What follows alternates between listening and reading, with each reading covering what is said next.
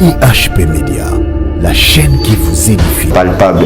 Yo osali yango kaka na papier. Et tant osali yango na papier, qu'est-ce que tu as arrêté sur le plan spirituel?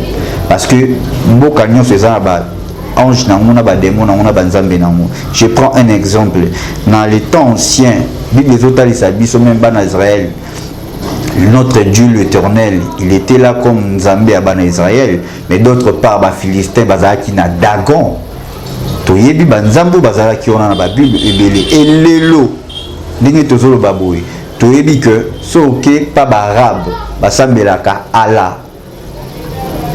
Soke et pas ba chinois basambelaka Bouddha. Soke pa ba indien bazana nzambe na bango o basambelaka. Alors, yebango que quand vous changez de nationalité, pour na koyebisa biso clair plutôt à ouvert parce que ça c'est la vérité. Et nazaona te pour na loba makam na suka na ça donne-moi la dîme, je ne suis pas un pasteur. Nazana pour sa dîme non, te va dans ton église fais, mais ce que moi je suis en train de faire, c'est dire la vérité. Et nazolo la vérité parce que mon toisana clé à paix ma paix à souffle de vie nanga c'est le Seigneur Jésus-Christ. Oyo Christ a zana mo pour ça pour na biso za intercéder pour les autres ko dépeupler bateau bazana royaume à Satan ko yana bango na royaume ya Tata Nzambe. Et c'est ça et loko tozo sala. Et voilà pourquoi naza obligé à gâcher énergie à ko sala o naza ko sala pour na yo nanga tous à la sauver tout peur d'héritage on nzamba bombeli bisoté. Alors yeba que dans chaque pays comme il y a un Dieu, il y a un démon, il y a un ange, ils appellent la loi et la coutume dans la carte ils ont un lien. Ils ont la loi et coutume, ils ont la condamnation. Chaque pays ou nation, ils ont la nzambe des tolobi awa. Alors, avantage nabi sur les anini. Tant yo aux chrétiens, aux congolaises, aux longo comme française, to anglaise, yeba que au hérité pe quelque part wana. Ou bénéficier d'un nzambe wana à gérer sur le plan spirituel ou à gérer ba français à comme peut gérer parce que j'ai nationalité ba lien ya ba coutume na bango yo pour commune na kato ça déjà na ba passe na yo ba lien na yo ya ba congolo za ki nango ou hériter les soucis ya ba français vie yango komi yango olingo lingate c'est de l'spirituel qui a genre de palpable. Il y a des choses au éviter au tozo bimisa awa et ça révélation pour na prouver que zo hériter makambo na ba coutume ba lien ba condamnation ezali na otali so na Bible. Je prends Galates chapitre 4 verset 4. Galates 4:4. Galates chapitre 4 verset 4 à 5. Bible l'obéné. Écoutez-moi, je prends Galates chapitre 4 verset 4 pour nous expliquer au Marambo très bien là. La Bible dit: mais lorsque les temps ont été accomplis, Dieu a envoyé son fils, né d'une femme, né sous la loi. Verset 5. Afin qu'il rachetait ceux qui étaient sous la loi. Ah, la loi amen. Écoutez-moi très bien expliquer. Ah, Galates azobiso. Après avoir basakoli, kosakola, Esaïe, Jérémie, tout le monde, ainsi de suite, kolobé la natina Jésus-Christ. Mais lorsque Ngunga Ikukaki, Nzambe, atindi mwana nae, abotami na nzela ya mwasi, et pour abotami na katia mibeko, bien aimé dans le Seigneur, Balobi, il est né d'une femme et sous la loi. Cela veut dire, ceux qui, en ces temps-là, ba culture ya ba juif ezalaki que bana liboso babotaka te. Jésus-Christ aussi abotami na ba condamnation wana. Ce que ezalaki bana liboso babalaka te, Christ aussi abotami na ba condamnation wana. Mais na cinquième référence, la Bible dit mais afin qu'il rachetait ceux qui étaient sous la loi parce qu'il y a Zalaki Nzambe et il est Dieu aujourd'hui, hier et éternellement. C'est-à-dire abotami na se amibeko pour asomba ba abotamaki na se amibeko wana. Christ alingi a racheté au bien-aimé, racheter le temps car les jours sont mauvais. Alingi a racheté au bien-aimé dans le Seigneur. L'enfer existe, le lieu de tourment existe. IHP Média, la chaîne qui vous édifie.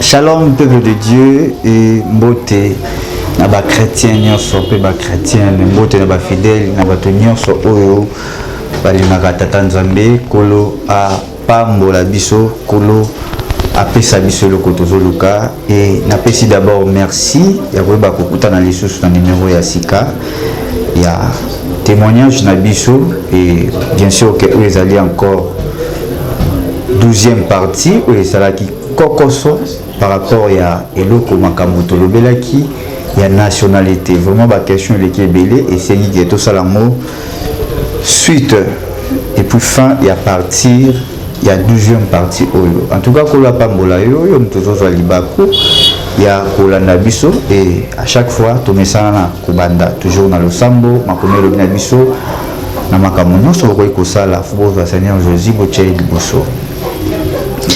Seigneur, merci. Merci pour ta bonté. Merci pour la grâce. Merci pour le souffle de vie, Seigneur. Merci parce que au tanisi biso lisusu na mokolo lelo.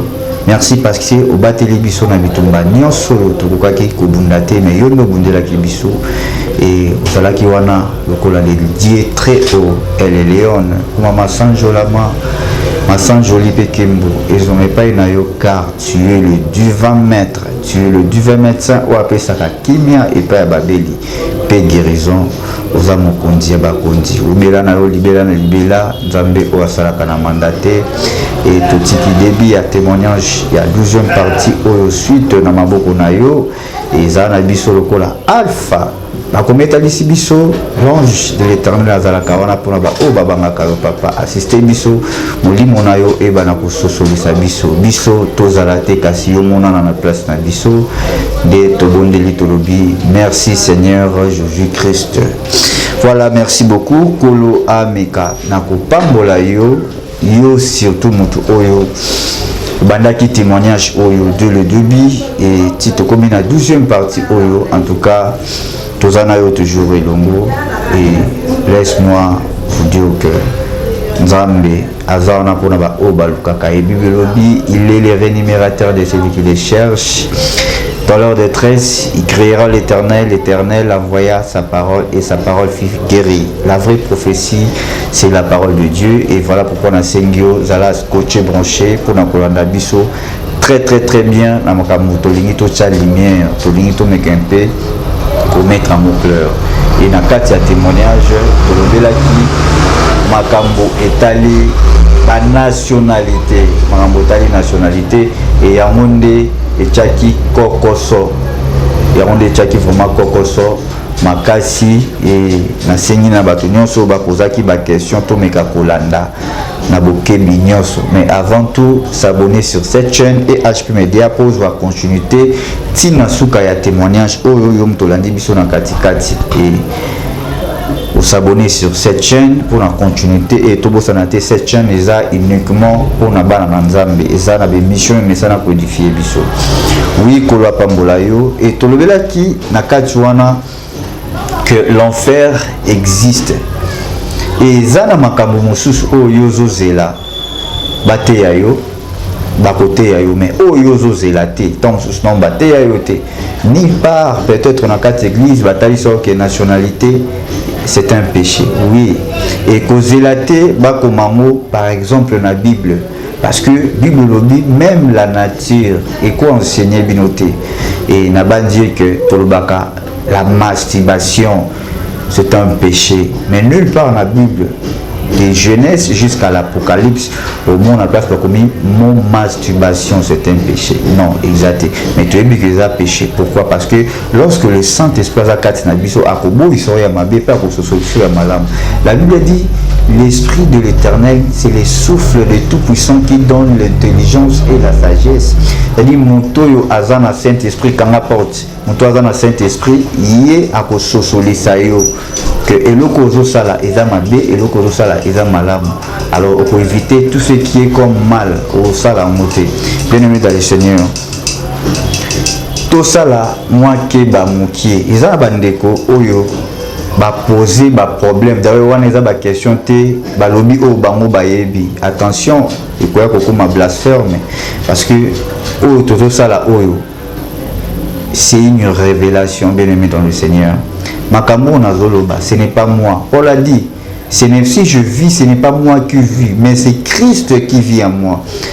Ce qui, beaucoup n'imata, makambo nazolo bate mais bondi mata ba œuvre okola zo sala kati nanga car bino bato bozotala nga boyebi témoignage boyebi qui le frère Brice o azalaki na ba mois et l'équipe passé na ba né l'équipe passé eza yeyote o aza sur place et oyo na bandaki kopesa témoignage to na bandaki de le début yo mto bandaki kolana biso vous remarquerez toujours ba image pesali va vérifier vous remarquerez même les temps l'état de mon santé n'était pas bon et ça là qui bien té et sur tali même longue apparence et la que moto a toujours malade moto abiki mazo continue toujours na ba cure et maintenant lentement malé mais toujours qu'il est na kolo yesu et nazo se retrouver dans état où nazali comme ça en bonne santé et parce que il est là ce n'est pas moi qui vis c'est Christ qui vit à moi alors ceux qui beaucoup ndima makambo nazolo bate bondima misala ya nzambe pour que bondima o eza ba révélation na ye bien aimé dans le Seigneur nyon sauté au Bible koki koyebisa yo oui c'est la parole de Dieu pour kotana des choses sokola ozala propre il a fallu que Bible komela yo kota douche sokola ozala propre non il faut nature et enseigner yo et on te enseigne ka lisungi à Saint-Esprit azala na yo parce que la présence de Dieu et la Bible dit lorsque les fils vous affranchissent vous serez totalement libre mes sœurs mes frères maman papa ozotala ngai et carrément au néo cezaki ko appartenir à Satan na nzoto na ekotika yo et tolingi to lobanini l'affaire nationalité oui je vous confirme c'est un péché parce que changement il y a nationalité n'a précisé bien parce que confusion ça là je vais expliquer changement il y a nationalité mutoa zala qui par exemple les Congolais aeko koma français aeko koma anglais aeko koma chinois aeko koma indien aeko koma peu importe nationalité de koyi koma yeba que c'est un péché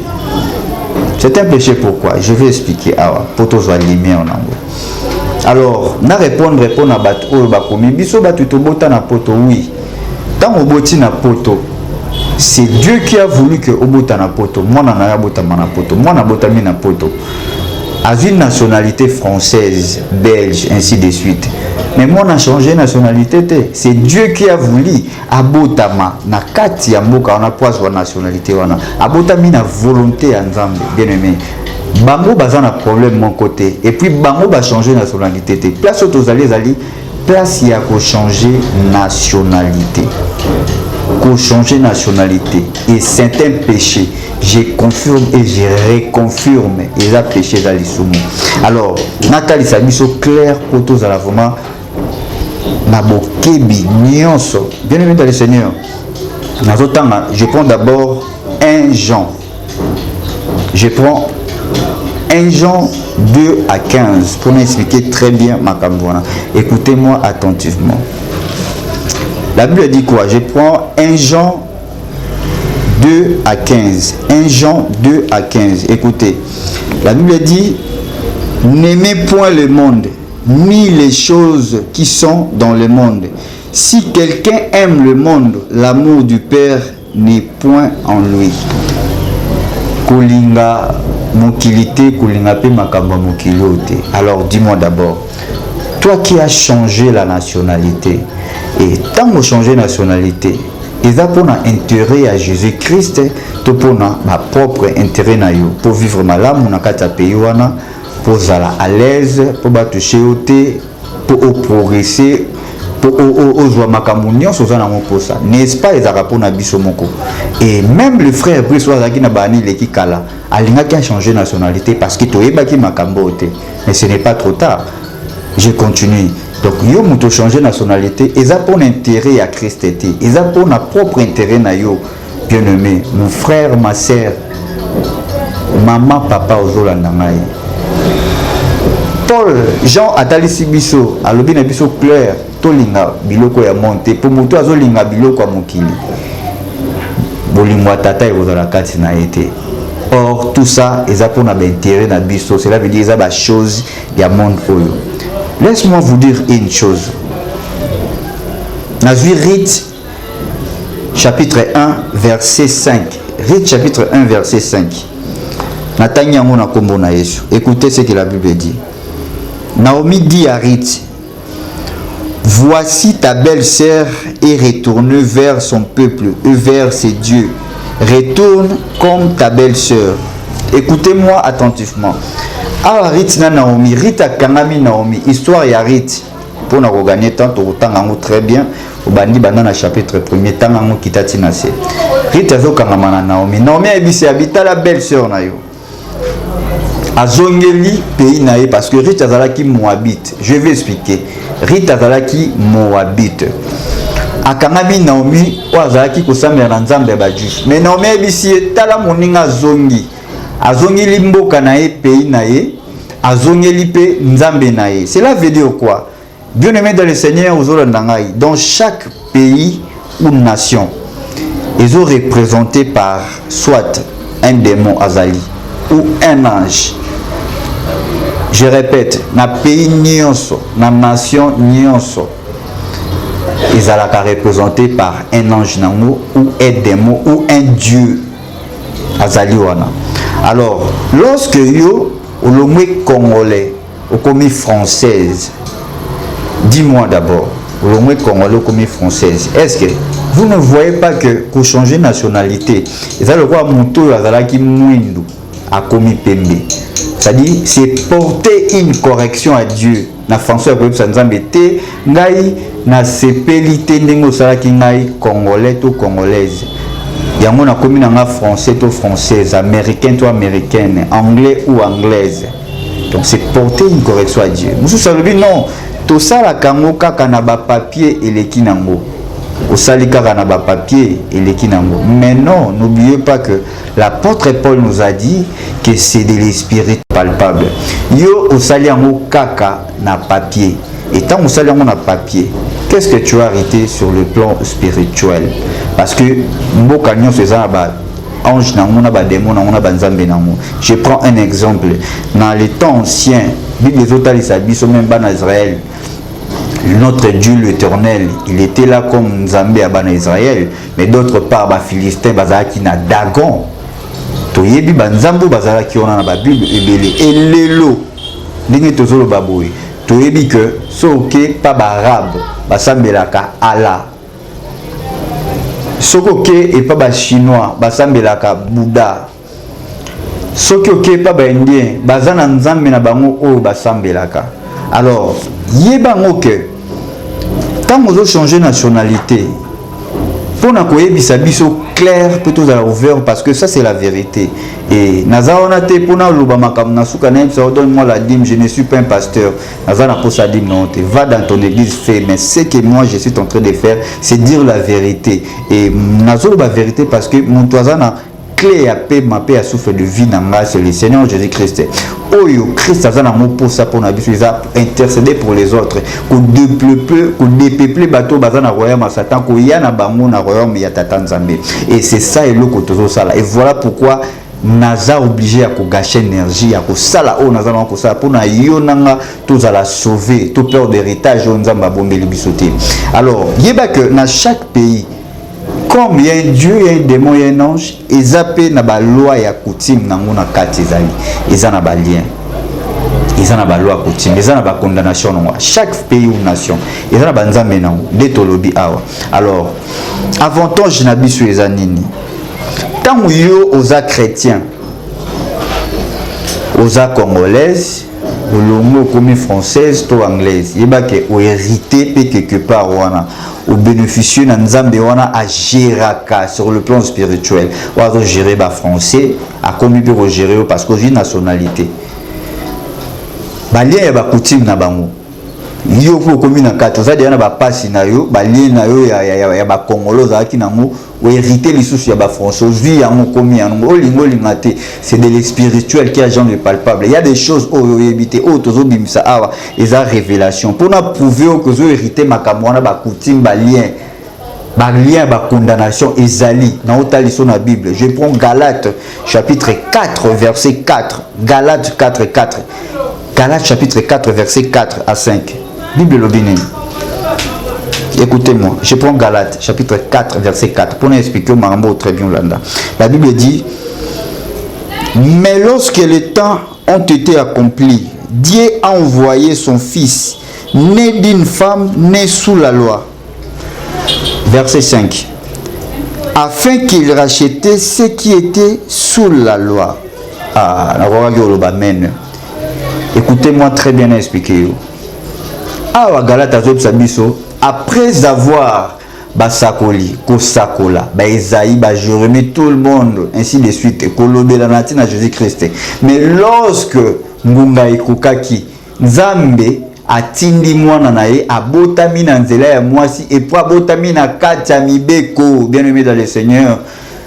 Balobi, il est né d'une femme et sous la loi. Cela veut dire ceux qui en ces temps-là ba culture ya ba juif ezalaki que bana liboso babotaka te. Jésus-Christ aussi abotami na ba condamnation wana. Ceux que ezalaki bana liboso babalaka te, Christ aussi abotami na ba condamnation wana. Mais na cinquième référence, la Bible dit mais afin qu'il rachetait ce qui était sous la loi, parce qu'il y a Zalaki Nzambe et il est Dieu aujourd'hui, hier et éternellement. C'est-à-dire abotami na se amibeko pour asomba bao babotamaki na se amibeko wana. Christ alingi a racheté au bien-aimé, racheter le temps car les jours sont mauvais. Alingi a racheté au bien-aimé dans le Seigneur. L'enfer existe, le lieu de tourment existe. Si vous ne me croyez pas, croyez aux œuvres de l'Éternel. Oui, salami na katafi nanga yoza témoin. Na vivaki nazaki na etao nazana moté. Mais talandenge chaque jour naza ko se transformer, ko se métamorphoser, bien-aimé. Est-ce que vous dit manzambe wanate? Tant vous changez de nationalité aux chrétiens, et il y a que vous commettre péché, mais ce n'est pas trop tard. Je parle lentement pour que vous compreniez que chaque nation est un lien à coutume, est un lien à condamnation. Et dis-moi, bando changer de nationalité comme français, anglais, ainsi de suite, américain. Au comité mondial, aux APK noirs, et bah on continue toujours pour dire que Dieu savait. Nous avons dit pourquoi ça là congolais. Dieu savait le pourquoi tu on aligné à Simon Kimbangu, et dit Nabala, ainsi de suite. Aïebi le pourquoi ça là qui au congolais. Mais yo vous avez porté une correction à Dieu pour nous dire que nana moko na préféré na la française, na la belge, bien-aimé dans le Seigneur. Tu as commis un péché. Au salut sous mon bien-aimé. Et tant que vous êtes chrétiens, vous êtes Nzambe. Au salut sous mon par ignorance au éviter. La Bible nous dit quoi? Vous allez peur le diable parce que vous avez quoi déshonorer. Il est le père des mensonges. Tant que vous avez na ignorance, vous avez et péché non c'est ça va armer à diable. Tant que vous avez armé à diable. Et voilà pourquoi na kata fi na bomona ba marambo belé zo marché. Marambo belé zo tambolate ba blocage. Mais c'est à cause de l'ignorance na yo ya marambo oyo yebité. Christ nous a dit na Matthieu pendant la nuit où les gens dorment.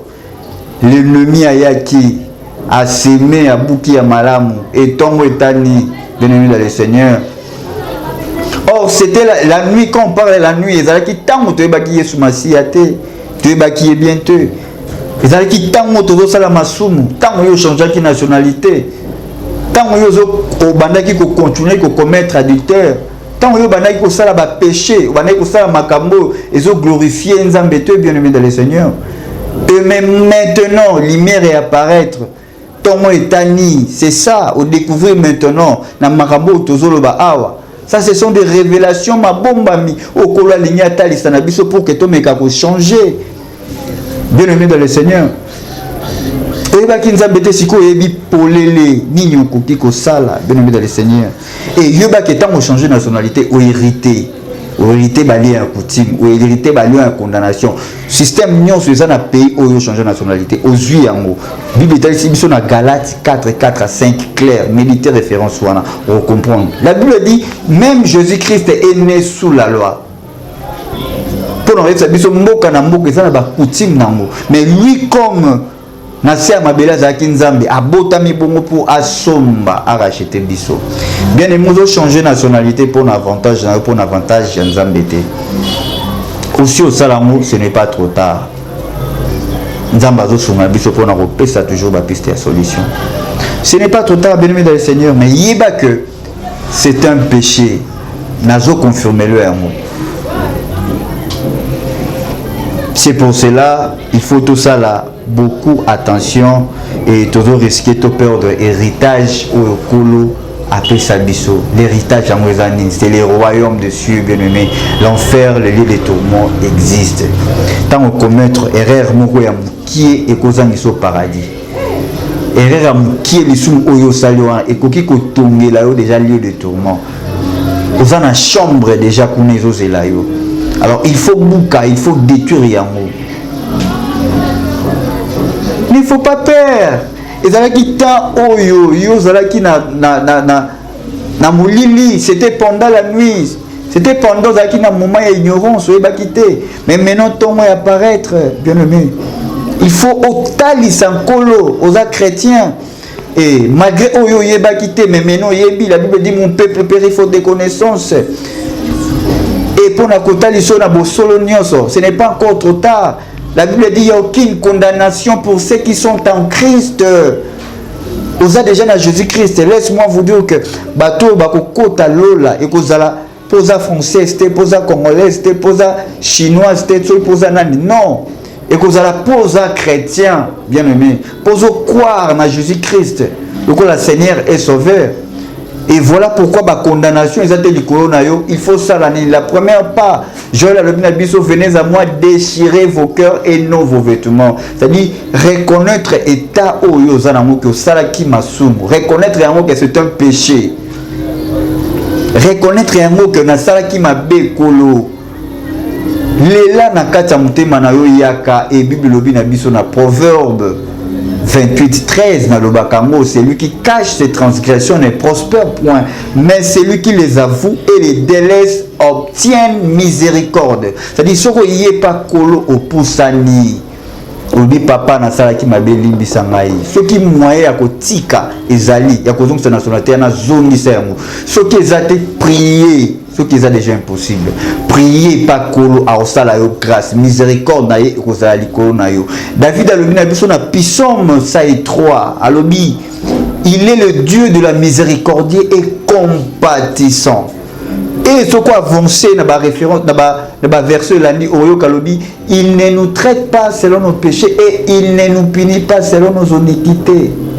C'est-à-dire, à traiter à Kabiso, le lengue ya mabunga na bisoté, le lengue ya mabe na bisoté. Bien aimé dans le Seigneur. Il y a encore le temps, prier, belela mawanzambe. Belela le sang de Jésus et qu'on purifie yo. Belela yé. Dans le seul moyen, il y a connaître des choses spirituelles. Dans Jérémie 33:3, invoque-moi, je te répondrai. Gumbama, Sambela, Tata Fongolela yo. Mawanaye et Kitalikula Vinayo. Bien aimé, Tokomina Souka.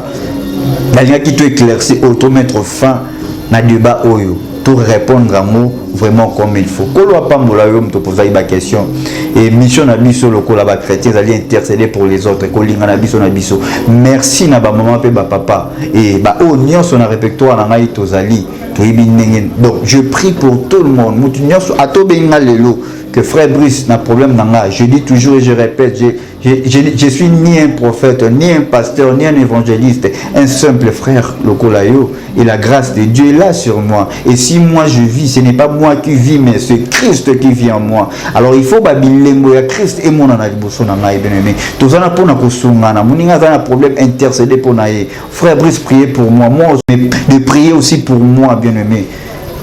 Est-ce que tu as dit avant na sala ba témoignage oyo? Mais je suis plus que vainqueur en Jésus-Christ. Et le Dieu que je prie, El Elohim. Il est le Dieu très haut, le Dieu tout puissant bien-aimé. Et tout ça toujours vainqueur. Alors il faut reconnaître l'état nayo. Nazo chité. Na commis tel sibiso na Exode. Exode chapitre 20, verset 1er, sur Otali, Azoloba, Kochanzambe, mon côté liboso nangai. Mais c'est ça, bien évidemment, il a changé de nationalité. Et il y a des choses qui commettre idolâtrie. Donc, dans Zamba, il faut se soumettre. Toujours risquer de perdre identité. Bien aimé. Toujours risquer de perdre identité. toujours risquer de perdre héritage royaume de cieux au coup perdre amour pour ne comme qui héritage nayo au coup perdre amour pour na ilo comme qui par ignorance ou bakité et nzamba pesi biso grâce pe message ou révélation au poto sosola tant ezali tout le canal de l'ongiankolo c'est possible. La Bible dit tout ce qui est impossible à l'homme est possible à Dieu. Car quiconque invoquera le nom du Seigneur Jésus-Christ sera sauvé. Tu seras sauvé juste ce que confesser ou reconnaître ta aux amour. Ban Israël ba fada en Égypte pendant 400 ans. Nzamba kanga maboko azomona ndenge bazo souffrir bazo nyokwama. Mais nini ekomaki la Bible dit longtemps après. Ba ko reconnaître que bazaka Nzamba Abraham, Isaac et Jacob.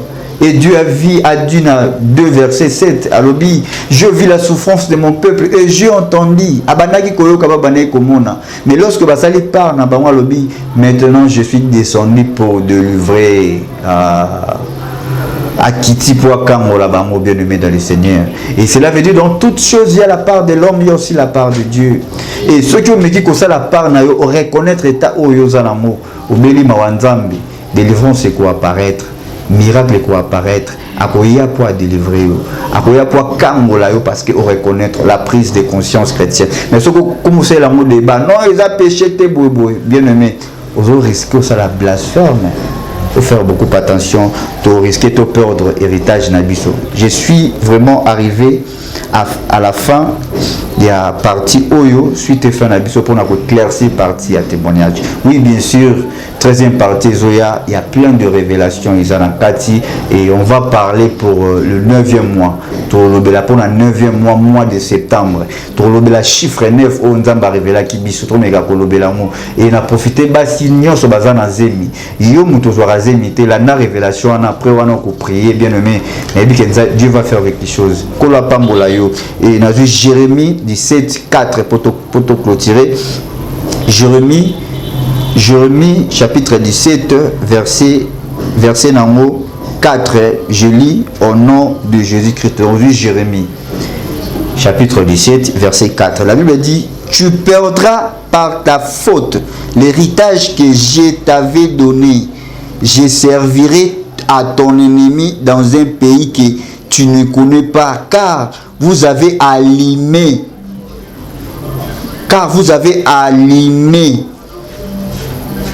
ma colère. Vous avez allumé le feu de ma colère et il brûlera pour toujours. Je répète, tu perdras par ta faute l'héritage que je t'avais donné.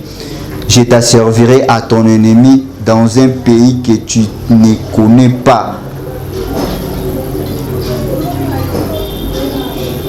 Vous avez allumé le feu de ma colère et il brûlera pour toujours. Bien-aimé, tu perdras par ta faute ton héritage.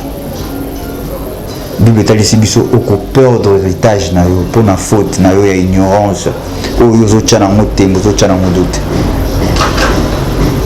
Seigneur Saint-Esprit a continué ko sosolisa yo ce qui est caché et profond car c'est les sources de tout puissant qui donnent l'intelligence et la sagesse. Notre numéro est là. Posez-nous des questions. Je continue pour nous révéler biso. Vous en avez besoin d'un homme de Dieu, un vrai homme de Dieu. Appelez-nous. Tout ça libéré et belé et tous les cas qui peut pour nous colobaker. Beaucoup de serviteurs qui vraient et parce que c'était aussi la nuit mais lorsque nous avons plein de choses mais tout bois malgré tout fan d'ici on prier pour nous le vrai tata nous le Seigneur Jésus-Christ parce que bazo perdre héritage na bango kolopa ebisio na mokolo lelo que tu perdras ton héritage par ta faute. Pourquoi qu'on peur du royaume des cieux pour la faute na yo. Ça l'attention. Bateau bako talo les athées posa françaises, belges, congolaises, non là ce sont des chrétiens. Notre identité c'est christianisme. Le quoi tous les chrétiens et tout le monde à lola. Alors si changer de nationalité, ce n'est pas trop tard, bien aimé. Et Gumbama Senganza Mebolim, si reconnaître état Oyozali, Kola Kopambolayo et avancer. Longola culpabilité, c'est tout bref, c'est ça. Kola Pambolayo, nous sommes arrivés à la fin de cette émission et je continue à vous dire toujours un grand merci à vous tous de nous avoir suivis. Un témoignage au soutenir biso spirituellement, surtout physiquement, conseil nayo en tout cas ba commentaire no ya kitoko pambola nzambe na mambo azosala et kolo akozanga te na koyeba ko kansela yo parce que il est toujours là. Vérité oyo zoyoka soko tchona misala te okozwa double jugement. Toujours le on a témoignage déjà to lobaki déjà. Moto akenda l'église aokima te abomwani te jugement na ye komi fois deux. Aza différent na moto azoka matea te mais moto azoka matea même Christ tant akufa sur la croix kendaki pas prêcher bateau bazalaki te tant yaye kola pa molayo to comme na suka. IHP Media, la chaîne qui vous édifie.